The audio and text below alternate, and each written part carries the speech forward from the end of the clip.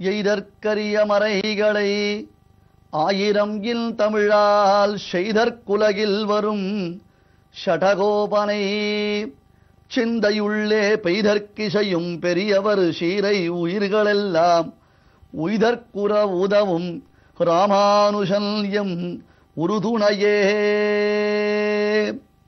எய்தற்கரிய மறைகளை, அவ்வளவு சுலபத்தில் நம்மால் அறிய முடியாததான வேதத்தின் அர்த்த விசேஷங்களை எல்லாம் ஆயிரம் இன் தமிழால் செய்தற்குலகில் வரும் ஷடகோபனை, ஆயிரம் இன்தமிழால், ஆயிரம் இன்தமிழ் அருள் கொண்டாடும் அடியவர் இன்புற அருளினான் அவ்வருமறையின் பொருளனைத்தும் அருள் கொண்டு ஆயிரம் இன் தமிழ் பாடினான் அருள் கண்டீர் இவ்வுலகினில் மிக்கதே என்பதாக மதுரகவி ஆழ்வார் போற்றுகிறாரே. அருள் கொண்டு ஆயிரம் இன் தமிழ் பாடினான்.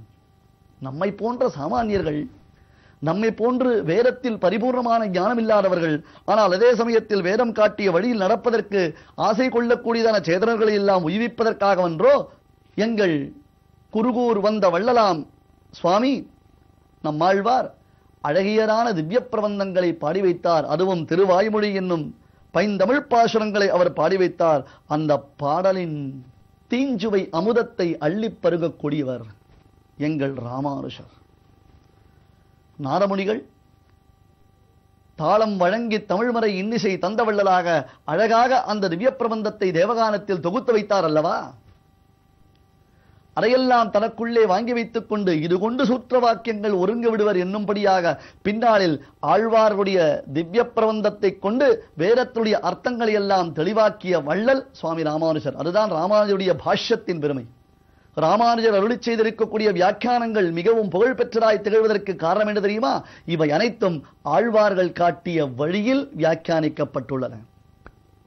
தற்பொழுது 2 திருவாய்மொழி அறியா காலத்துள்ளே அடிமைக்கண் அன்பு செய்வித்து அறியா மாமாயத்து அடியேனை வைத்தாயால் என்பதான பாசுரம்.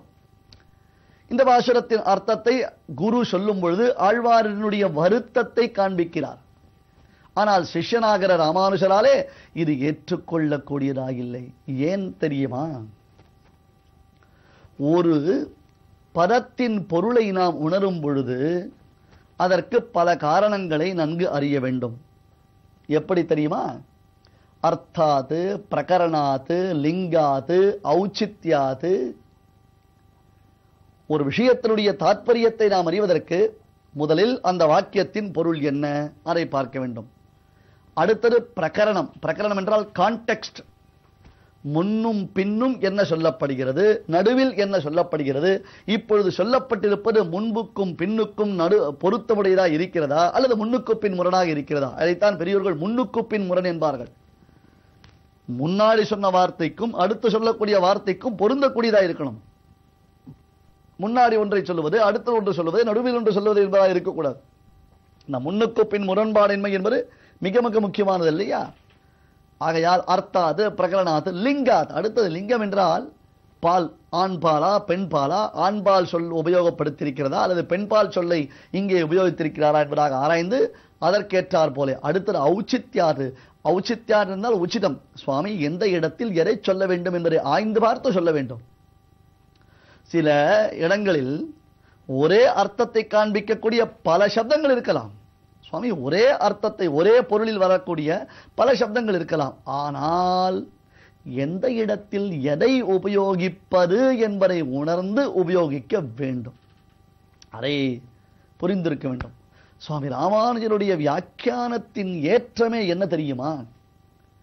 ஸ்ரீபாஷ்யம், அதாவது பிரம்மசூத்திரங்களுக்கு வியாக்கியானம் முதலானவற்றை சுவாமி அருளி செய்யும் பொழுது அவர் பிரதிஜை செய்கிறார். நான் இப்படித்தான் எழுதப் போகிறேன் என்பதாக ஆணித்தரமாக கூறுகிறார்.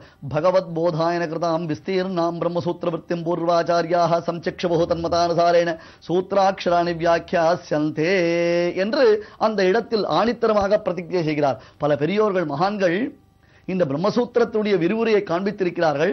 அவர்கள் காட்டிய வழியில் நான் இந்த சூத்திரத்தில் உள்ள ஒவ்வொரு எழுத்துக்கும் விவரணம் செய்ய போகிறேன். ஏனென்றால் ஒரு எழுத்தை கூட ராமானுஜருடைய வியாக்கியானத்தில் விட முடியாது.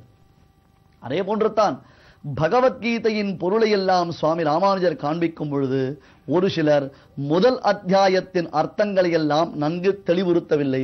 ஆனால் சுவாமி மட்டும்தான் முதல் அத்தியாயத்தில் என்ற சந்தர்ப்பத்தில் யார் யாரை குறித்து பேசுகிறார்கள், திருதராஷ்டிர உவாச்ச தர்மக்ஷேத்ரே குருக்ஷேத்ரே சமவேதா யுத்சவா என்றால் என்ன, இந்த இடத்தில் அர்ஜுனனுடைய நிலை எப்படி இருந்தது, அர்ஜுனன் ஏன் கையில் இருந்த வில்லை கீழே போட்டான் என்பதாக எல்லாம் தெளிவாக சொன்னதினால் அன்றோ எத்திர யோகேஸ்வர கிருஷ்ணோ எத்திர பார்த்தோ தனுர்தரஹா என்று பின்னாளில் 18வது அத்தியாயத்தில் சஞ்சயனுடைய வாக்கியத்திலிருந்து வரக்கூடிய அந்த ஸ்லோகத்தின் பொருளை உணர முடியும். புரிகிறதா? அதாவது ராமானுஜருடையதான வியாக்கியானமே எப்படி இருக்கும் தெரியுமா? முன்னுக்கு பின் முரணாக இருக்காது. எந்த இடத்தில் என்ன சொல்லப்பட்டிருக்கிறது என்பதை தெளிவாக நினைவுறுத்துவதாக இருக்கும். அந்த பொருள் எல்லாவற்றிற்கும் பொருந்தக்கூடியதாக சொன்னவருடையதான உள்ளத்தை நமக்கு எடுத்துரைக்க வல்லதாக இருக்கும். இதுதான் ராமானுஜருடைய பிரபாவம், ராமானுஜருடைய பெருமை. ஆகையால் குரு உபதேசம் செய்த காலத்தில் ஆழ்வார் வருத்தப்படுகிறார் என்று குரு சொன்னவுடன் ராமானுஜருக்கு அது ஏற்புடையதாக இல்லை. என்ன சுவாமி இது, இந்த இடத்தில் ஆழ்வார் வருத்தப்படுவதற்கு ஒன்றும் விசேஷமில்லையே. ஏனென்றால் இந்த பதிகம் முழுவதும் ஆழ்வார் ஒரே உற்சாகத்தில் சந்தோஷத்தில் தானே பாசுரங்களை அருளிச் செய்கிறார். ஊனில் வாழ் உயிரே நல்லை போ உன்னை பெற்று வானுளார் பெருமான் மதுசூதன் என்னம்மான் தானும் யானுமெல்லாம் தன்னுள்ளே கலந்தொழிந்தோம் தேனும் பாலும் நெய்யும் கண்ணலும் அமுதுமொத்தே. என்ன அனுபவம் ஆழ்வாருடையது! நானும் பெருமாளும் கலந்து விட்டோம். ஆழ்வார் தன்னுடைய நெஞ்சத்தை பார்த்து சொல்லுகிறாராம், மனதே நெஞ்சமே நல்லை நல்லை, மனமே நீ மிகவும் நல்லவன், மிகவும் நல்லது, மிகவும் நல்லது. வானுளார் பெருமான் அயர்வரும் அமரர்கள் அதிபதி வெண்ணுளார் மதுசூதன் என்னம்மான், அந்த மதுசூதன் தானும் யானுமெல்லாம் தன்னுள்ளே கலந்தொழிந்தான், தானும் யானுமெல்லாம் தன்னுள்ளே கலந்தொழிந்தான். அந்த பெருமாள் தெரியுமா, எனக்குள்ளே கலந்து விட்டான் சுவாமி, நானும் பெருமானும் இரண்டரை கலந்து விட்டோம். இப்படி ஒரு அனுபவம் நமக்கு ஏற்படுமா? இப்படி ஒரு அனுபவ சித்தி நமக்கு உண்டாகுமா? யோசித்து பாருங்கள். ஆழ்வார் எப்படித்தான், அதனால்தான் ஆழ்வார் சொல்லுவார், என் நெஞ்சினால் நோக்கி காணீர். மக்களே, உங்களுக்கெல்லாம் இது புரியாது. ஒருவேளை இது போன்ற அனுபவம் உங்களுக்கு தேவை என்றால் என் நெஞ்சத்தை தருகிறேன், அந்த நெஞ்சத்தை வாங்கி நீங்கள் அனுபவித்து பாருங்களேன், என் நெஞ்சினால் நோக்கி காணீர் என்று அருளி செய்வார். தானும் யானுமெல்லாம் தன்னுள்ளே கலந்தொழிந்தோம். எதுபோல தேனும் பாலும் கண்ணலும் அமுதுமொத்தே. ரசவத்தான பதார்த்தங்கள் நாம் உயர்ந்த தித்திப்பு, நல்ல கமனியம், ரொம்ப ரசவனான பதார்த்தம், மிகவும் பிடித்ததான தேனும் பாலும் கண்ணலும் அமுதுமொத்தே. அனைத்தும் ஒன்றாக திரண்டால் எப்படி இருக்கும்? தேனும் தேனும் பாலும் பாலும் கண்ணலும் கண்ணலும் அமுதும் அமுதும் ஒன்றாக திரண்டது என்றால் எப்படி இருக்கும்? இதையெல்லாம் இப்பொழுது இருக்கக்கூடிய இந்த குறுகிய காலத்திற்குள்ளே விளக்கவே முடியாது. உண்மையிலேயே ஒரு நல்ல ஆச்சாரியன் கிடைத்து பகவத் விஷய காலக்ஷேபத்தை, ஒவ்வொரு பாசுரத்துடைய அர்த்தங்களை எல்லாம் நாம் சேவித்து வந்தோமேனால் அப்பொழுது கண்ணலும் தேனும் பாலும் அமுதுபொத்தே என்பதாக நாமும் அனுபவிக்கலாம். அந்த அளவுக்கு அந்த அர்த்த விசேஷங்களை எல்லாம் நம் பெரியோர்கள் வியாக்கியானங்கள் எடுத்து காண்பிக்கிறார்கள். இப்பொழுது ஆழ்வாருடைய திருவுள்ளம் என்ன? இந்த பதிகத்தின் முதல் பாடல் என்ன? ஊனில் வாழ் உயிரே நல்லை போ உன்னை பெற்றேன். அந்த நெஞ்சத்தை நல்லை நல்லை என்று கொண்டாடுகிறார். அடுத்தது பெருமானே, ஒத்தாரை மிக்காரை இளையாய மாமாயா, ஒத்தாய பொருட்கட்கும் உயிராய் என்னை பெற்ற அத்தாயாய் தந்தையாய் அறியாதன அறிவித்த அத்தா நீ செய்தன அடிகேனறியேனே. ஒத்தாரம் மிக்காரம் இளையாய மாமாயன் நதத்சமப்யதிகஸ்ய திருஷ்யதே.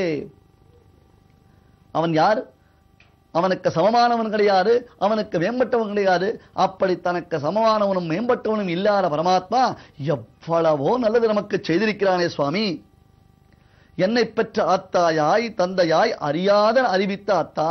அறியாதன எதெல்லாம் நாம் அறிந்திருக்கவில்லையோ, ஏன் இவனை குறித்த அறிவை கூட அவன்தானே உண்டாக்குகிறான். மத்தஸ்பிருத ஞானம் அபோகனம் ச, என்னாலன்றோ ஞானம் உண்டாகிறது, என்னாலன்றோ மறதியும் உண்டாகிறது என்றானே பரமாத்மா. ஆகையால் அறியாத அறிவித்த அத்தா. பிரபோ தேவதேவா சர்வேஸ்வரா, எனக்கு இப்படி ஒரு மயர்வர மதிநலத்தை அருளினாய் அல்லவா என்று ஆனந்தப்படுகிறார். இப்படி முதல் 2 பாட்டுக்கள் ஆழ்வாராலே ஆனந்தமாக சொல்லப்படுகின்றன. இதற்கு அடுத்த பாட்டுத்தான் என்ன? அறியா காலத்துள்ளே அடிமைக்கண் அன்பு செய்வித்து அறியா மாமாயத்து அடியேனை வைத்தாயால் என்பது பாசுரம். இதற்கு அடுத்த பாசுரம் என்ன? எனதாவியுள் கலந்த பெருநல்லுதவி கைமாறு எனதாவி தந்தொழில்தேன் இனி மீழ்வதென்பதுண்டே எனதாவியாவியும் நீ பொழிலேழும் உண்டையல்தாய் எனதாவியார் யானார் தந்தனி கொண்டாக்கினையே. இத்தனை பெரிய உபகாரத்தை பரமாத்மா தனக்கு செய்திருக்கிறானே. அடடா, எம்பெருமான் தனக்குள்ளே கலந்தொழிந்தான், எனக்கு அறியாதனை எல்லாம் அறிவித்துக் கொண்டிருக்கிறான், எனக்கு இவ்வளவு ஞானத்தையும் ஒரு பெரிய சம்பந்தத்தையும் எம்பெருமானுக்கும் எனக்கும் இருக்கக்கூடியதான ஆனந்தத்தையும் தேனும் பாலும் கல்லனும் அமுது ஒத்ததாக ஒரு அனுபவத்தையும் அளித்திருக்கக்கூடிய பெருமானே, உனக்கு நான் எதை கொடுப்பேனப்பா? அதவா கின்னு சமர்ப்பயாமிதே, உனக்கு நான் எதனை சமர்ப்பிப்பது? எனதாவியுள் கலந்த பெருநல்லுதவி கைமாறு எனதாவி தந்தொழில்தேன் இனி மீழ்வது என்பதுண்டே. இந்த என் ஆவிக்குள்ளே கலந்தொழிந்ததான பெரு நல் உதவி, பெருமான் செய்திருக்கக்கூடிய அபரிமிதமானது ஒரு உதவி, ஆச்சரியகரமானது ஒரு உதவி. அந்த உதவிக்கு நான் என்ன கைமாறு செய்ய முடியும்? ஒன்னு செய்யலாம். பெருமானே, இதோ என்னுடைய ஆவியை உனக்கு தந்து விட்டேன். சாதாரணமாக ஒருத்தருக்கொருத்தர் காதல் வயப்பட்டு பேசக்கூடிய பேச்சிலேயே இத்தனை பேச்சுக்கள் வருகிறது என்றால், சர்வேஸ்வரனான எம்பெருமான் மீது காதல் கொண்டு ஆழ்வார் பேசக்கூடியதான அந்த பிரேமபாவத்தினுடைய முதிர்ச்சியை நாம் இங்கே பார்க்கிறோம் அல்லவா?